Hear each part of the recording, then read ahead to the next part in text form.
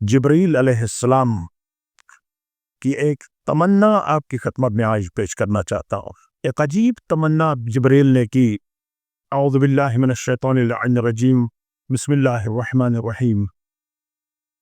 یا ایھا الذین آمنوا اتقوا اللہ وکونوا مع الصادقین۔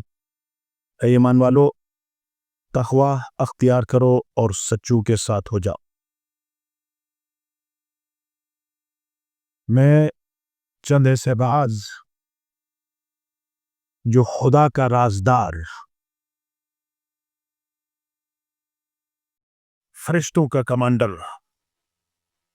جبرائیل علیہ السلام کی ایک تمنا آپ کی خدمت میں آج پیش کرنا چاہتا ہوں۔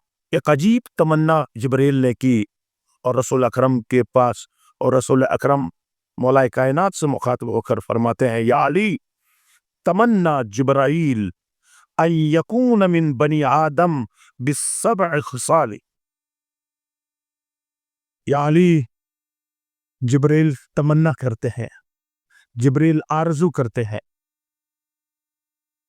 کہ ان یکون من بنی آدم، کاش میں بنی آدم میں ہوتا، کاش میں انسانوں میں ہوتا، کاش میں جبرائیل نہ ہوتا، کاش میں ملائکہ نہ ہوتا اور بنی آدم ہوتا، جو 7 خصوصیات ہیں جو فرشتوں میں نہیں ہے، جو مجھ میں جبرائیل میں نہیں ہے، میں وہ خصوصیات جو اللہ کو بہت پسند ہے وہ میں بھی انجام دیتا۔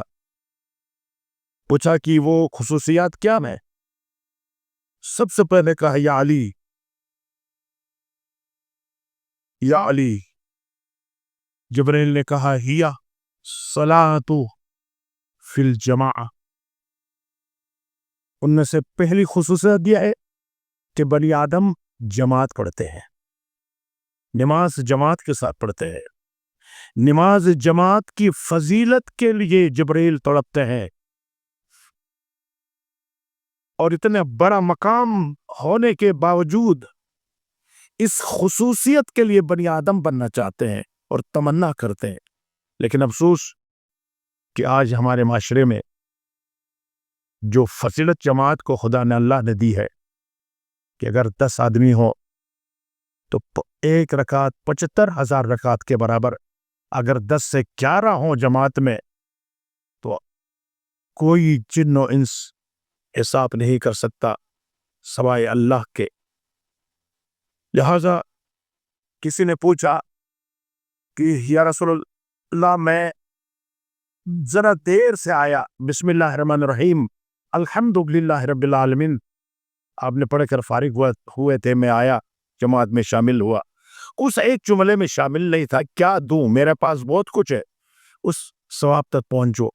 تو پیغمبر اسلام نے فرمایا، دنیا کے تمام پتھروں کو سونے میں تبدیل کر کے اس سونے کو اللہ کی راہ میں اگر خرچ بھی کرو تو آپ اس ثواب تک نہیں پہنچ سکتے۔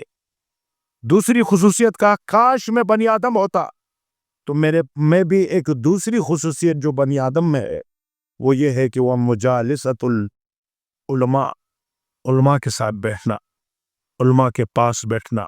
النظر الی العالم عبادہ، ایک عالم کے چہرے کی طرف دیکھنا عبادت ہے، ان کی صحبت میں بیٹھنا عبادت ہے۔ جبرائیل نے دوسری خصوصیت یہ بیان کی، کاش میں بنی آدم ہوتا تو ہمیشہ میں علماء کی صحبت میں بیٹھتا۔ تیسری خصوصیت، کاش میں جبرائیل نہ ہوتا، میں فرشتہ نہ ہوتا، میں پیغام لانے والا نہ ہوتا، بلکہ بنی آدم ہوتا، آدم کے بچوں میں بھی شامل ہوتا۔ تو تیسری خصوصیت جو ہم میں نہیں ہے، صلح بین اثنین، 2 آدم جو لوگ آپس میں لڑے ہوئے ہیں، جھگڑا کیا ہوا ہے اور آپس میں ناراض ہیں، ان دونوں کے درمیان میں صلح کراتا۔ اور یہ فرشتوں میں بھی یہ خصوصیت، یہ مقام، یہ منزل نہیں ہے۔ اور تیسری بات، چوتھی جو ہے خصوصیت، یہ ہے اکرام الیتیم، کاش میں بنی آدم ہوتا تو میں یتیموں کا خیال رکھتا۔ بلکہ مولا کائنات نے یہ بھی فرمایا ہے ہم بھی یتیم ہیں، ہمارا بابا اس وقت ہمارے پاس نہیں ہے۔ مولا کائنات فرماتے ہیں لیس الیتیم من مات والدہ، جس کا والد مر جائے وہ یتیم نہیں ہے، بل الیتیم یتیم العلم والادب، یتیم وہ ہے جو علم و ادب سے عاری ہے۔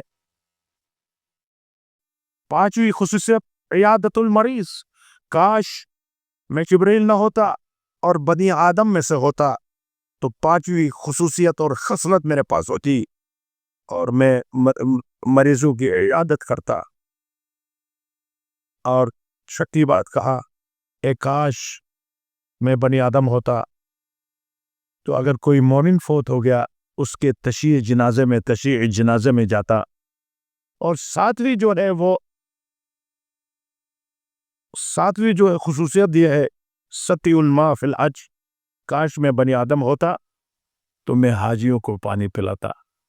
پروردگار ہمیں توفیق دے کہ یہ 7 خصوصیات دراصل ولایت، عشق ولایت کے لیے، عشق توحید کے لیے، عشق رسالت کے لیے جبریل نے ہمیں بتایا ہے کہ کاش ہم بھی ان 7 خصوصیات کو اپنے اندر رکھ کر اس مقام تک پہنچے۔ جبریل نے ایسے ہی ان پر نشاندہی نہیں کی ہے، یہ وہ ایسی خصوصیات ہیں کہ مسلمان ہے تو ان خصوصیات کے ساتھ سلمان بنتا ہے، بے زر ہے تو بوزر بنتا ہے، اور انسان بڑے بڑے مقامات تک پہنچتا ہے۔ اور پروردگار ان 7 خصوصیات کو سمجھ کر اس پر عمل کرنے کی ہمیں توفیق عطا فرمائے۔